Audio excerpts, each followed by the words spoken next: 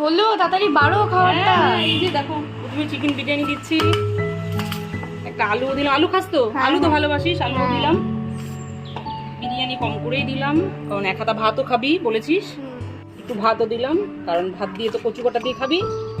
একটু ভাতও দিলাম। আজকে মুগের ডাল করলাম, আজকে মুগের ডাল করিস জানিস তো? মুগের ডালটা খেতে ভালোবাসিস, আজকে মুগের ডালই করিস।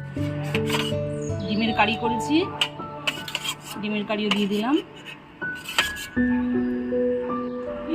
একটু চিকেন কষা দিলাম, একদম চিকেনটা আজকে না একদম কষা কষা করে করেছি, কষা কষা করে চিকেনটা করেছি।